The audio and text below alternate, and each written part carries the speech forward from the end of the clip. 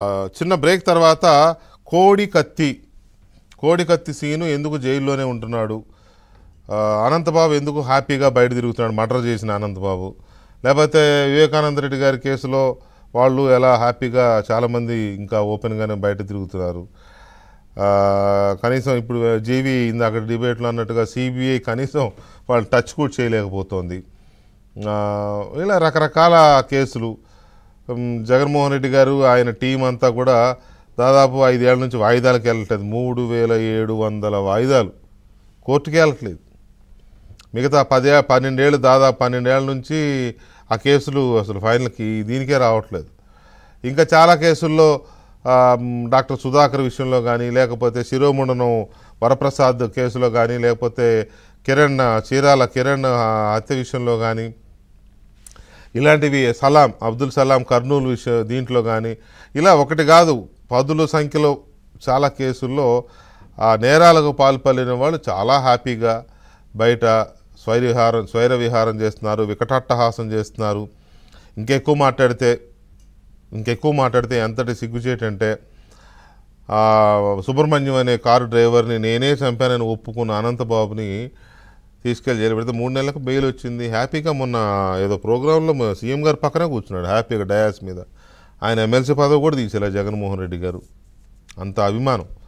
కానీ పాపం కోడికత్తి సీను ఇలా ఏదో గీరుకుందో, అతను ఏదో అటెంప్ట్ చేశాడు.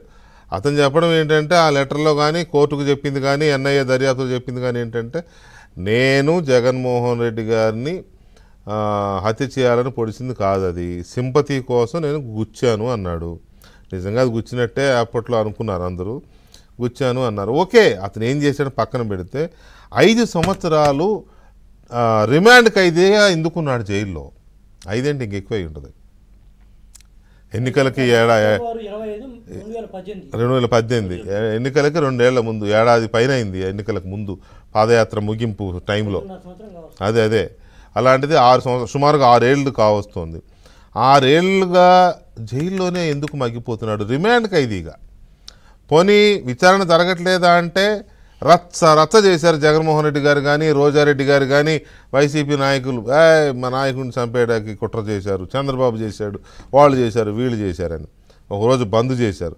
అసలు జరగగానే వెంటనే ఫ్లైట్ ఎక్కి హైదరాబాద్ వెళ్ళిపోయారు జగన్మోహన్ రెడ్డి గారు.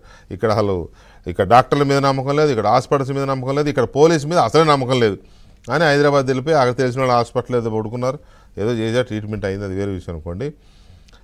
అలాంటి హత్యాయత్నం ఎవరి మీదైనా జరిగితే ఆయన ఊరుకుంటాడా ఆ వ్యక్తి? తర్వాతైనా దర్యాప్తు చేయించి, పైగా తనకే అధికారం వచ్చింది కాబట్టి నా మీద హత్యాయత్నం చేసిన వ్యక్తి కానీ, అతను వెనుకున్న వ్యక్తులు ఎవరని కానీ ఆరా తీయాలి కదా, పరిశోధించాలి కదా, బయటికి తీయాలి కదా. అప్పుడేమో చంద్రబాబు చేయించాడని నీ నోటితో నువ్వే ఆరోపణలు చేశావు. ఇప్పుడు నీ క్యాబినెట్లో ఉన్న వాళ్ళందరూ ఆరోపణలు చేశారు, చంద్రబాబు చేయించాడు, చంద్రబాబు దీన్ని వెనుకున్నాడు, లేకపోతే ఇంకొకరు ఉన్నారు, ఇంకొకరు ఏదో అన్నారు కదా. అవన్నీ బయటికి తీయాలి కదా. అది ఏమీ తీయకుండా కనీసం కోర్టుకి సాక్ష్యం చెప్పడానికి ఈ కేసులో తన మీద జరిగిన హత్యాయత్నం విషయంలో కోర్టులో కన్ఫెషన్ ఇవ్వడానికి కోర్టుకు కూడా వెళ్లకుండా 5 ఏళ్ల నుంచి సాగదీస్తూ ఆ పిల్లోడిని నా ఏసీల గుండెలు బాదుకుంటారే. ఆ పిల్లోడు జైల్లో మగ్గిపోతుండే వాళ్ళ అమ్మ అయితే ఒక ఏడుపు కాదు, ఇంటికి తాడేపల్లి వచ్చి ఇంటి ముందు ప్రాణాసారం పడుతుంటే కనీసం ఎంట్రీ కూడా ఎవరు కలవడానికి, మొహం చూడడానికి ఇష్టపట్ల అతని తల్లిని, అతని సోదరుడు ఆమెను తీసుకొస్తాడు తల్లిని. చివరికి ఇది ఎంత మానవత్వం లేని ప్రభుత్వంగా తయారైందంటే నా మీద హత్యాయత్నం చేశాడు అని చెప్పిన వ్యక్తిని 5 ఏళ్లుగా జైల్లోనే పెట్టి అది కేసు విచారణకు రాదు, దర్యాప్తు పూర్తవదు, అతను దోషో నిర్దోషో తేలదు, బెయిల్ రాదు. ఇంత అరాచకం, ఇంత అమానవీయమైన విధానం ఇంకెక్కడైనా ఉంటుందా అంటే చూడాలి. మరి రేపేమో కోడికత్తి సీను జైల్లోనే ఆమరణ దీక్ష కూర్చుంటానని ప్రకటించాడు. వాళ్ళ తల్లి సోదరుడు బయట అతనికి సపోర్టివ్గా వాళ్ళ దీక్షలో కూర్చుంటా అని చెప్పారు. వాళ్ళ లాయర్లు అతని సీనుతో, అతను పేదవాడు, ఎవరో ఒక లాయర్ గారు ఆ కేసును భుజాన్ని వేసుకొని లాక్కొస్తున్నాడు ఆయన మానవత్వంతో. లేకపోతే ఇప్పుడు జగన్మోహన్ రెడ్డి గారు పెట్టినట్టు ఆయన పేరేంటి మాజీ అటార్నీ జనరల్ పేరు ముకుల్ రోహత్గి గారికి పెట్టినట్టో లేకపోతే నిరంజన్ రెడ్డి గారిని పెట్టుకున్నట్టో లేకపోతే ఇటు సిద్ధార్థ్ లోత్రానో హరీష్ సాల్వేని పెట్టిన కోట్లు పెట్టే సీన్ లేదు పాపం. అసలు ఆయన ఫీజు కూడా లేదు ఆయన నాకు తెలిసినంత వరకు. కాకపోతే ఏంటంటే న్యాయం కోసం నిలబడిన లాయరు దాని భుజాన్ని వేసుకుని లాక్కొస్తుంటే ముఖ్యమంత్రి స్థాయిలో ఉండి ఇది చేయట్లేదు. అవునులే, సొంత చిన్నాన్న విషయంలోనే సిబిఐ కేసు వద్దని డ్రాప్ చేసుకున్న ఎత్తులు మరి ఇటువంటి ఎలా ఉంటాయి? దీని మీద చర్చ చూద్దాం ఒక చిన్న బ్రేక్ తర్వాత.